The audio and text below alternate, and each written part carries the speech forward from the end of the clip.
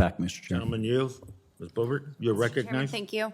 I really appreciate all of the dialogue that's actually taking place today. This is very exciting. It's much better than just 100% Zoom, and people are actually interacting with one another. This is exactly why I'm here. I saw our communities being regulated into poverty.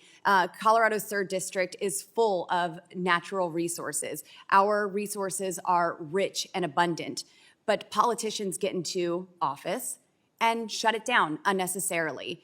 The schools that were being built, the roads that were being built, the fire departments that were being built, the hospitals that were being built, all cease and are now overbuilt, and they can't afford them because those tax revenues are not coming in. And of course, as we've heard time and time again today, every American is paying the price for these bad energy policies. Now, many times here in this committee, we hear about our energy development being outsourced to our adversaries. This is very frustrating to me, knowing how clean our energy is, knowing that our guys produce it better than anyone. Rather than begging OPEC, we should be relying on the American roughneck to produce this energy to reduce global emissions, rather than outsourcing to China. Now, who is interested in the protection of China and the growth of China? Well, a lot of fingers would point to the White House right now, because the Biden family has had strong ties with China. Look at the cobalt mines that China owns.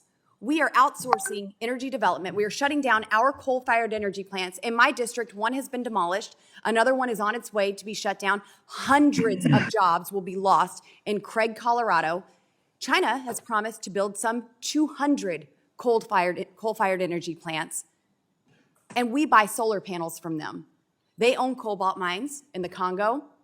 We've heard in this committee that there are some 40,000 children mining with their bare hands for that cobalt. So not in my backyard extremists can feel good about clean energy, ignoring the children. They're being used as slave labor that don't have tools to get the job done, that are going to work barefoot. And we're going to say we did something virtuous because we have solar panels that we purchased from China. Hunter Biden's investment firm, Bohai Harvest, helped facilitate the sale to the Chinese of one of the world's largest cobalt mines in 2016. The Biden family has ensured that the renewable energy supply chain goes through China's supply chains, which are replete with slave and child labor.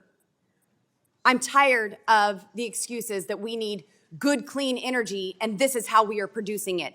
Our energy is 42% cheaper than Russia's, and we can literally be exporting freedom to Europe right now. We can export our clean LNG to these other nations and liberate them from tyrants. You want to help Ukraine? Export our natural resources. Instead, we hear a push, hey, you can't afford gasoline, well, buy a $50,000 electric vehicle. Well, those electric vehicles aren't powered by solar. They aren't powered by wind. They're powered by fossil fuels. It's very disingenuous, especially when we don't even talk about how productive nuclear energy could be right here in America. We have the opportunity to do something really great here. We have the opportunity to look at the problems that we are having with our energy production, with the high prices of gas, with, as we've heard, people putting gas on their credit cards, maxing out their credit cards. I have employees who are riding their bikes to work. Sure, maybe it's healthier, but it's not really convenient for them, but that's how they're able to save and make the money that they were making in this horrible time with inflation rising through this reckless spending that we are doing right here in Washington, D.C. We have an opportunity to solve this. And there are many, many crises that are taking place right here, right now in the United States that we have the ability to do something on. Instead, we vote on hair legislation. Don't demonstrate, do not, what's the word I'm looking for? Praise the Lord. 14, pretty close, Mr. Huffman. Do not discriminate, thank you.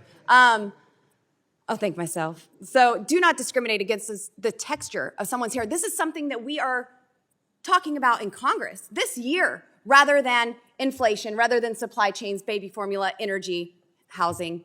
And now, Mr. Huffman and Mr. Chairman, I yield back. Yields.